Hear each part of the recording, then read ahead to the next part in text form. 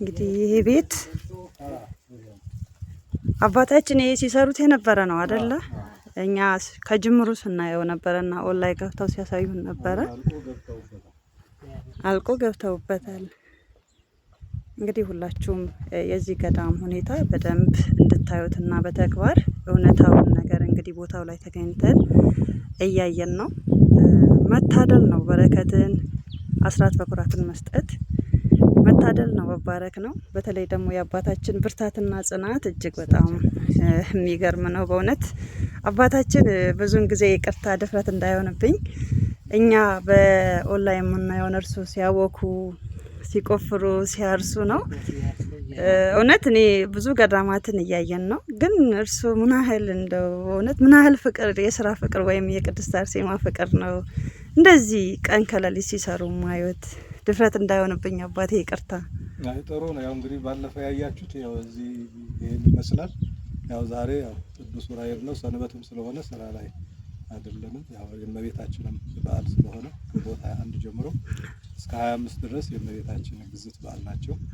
አሁን በጸሎት እያሳለፍን ነው።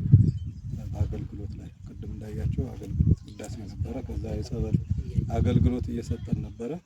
ያው ከ21 ጀምሮ ደግሞ ወደ ስራ እንገባለን። ቀጣይ ወደ አባቶች ቤትና በዚህ በኩል ይሄ የምታዩት ቦታ በመጣ እየተነጋገርን ነው። ይሁን አውደ ምሕረቱ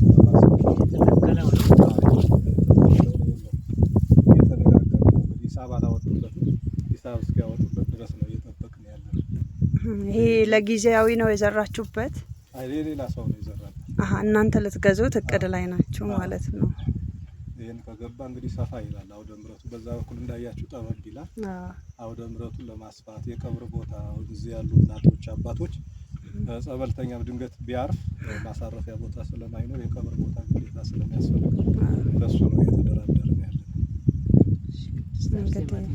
እንግዲህ ቅድስት አርሴማ እሷ ትሙላበት አዳነች ኢንተርናሽናል ዩቲዩበር ነኝ።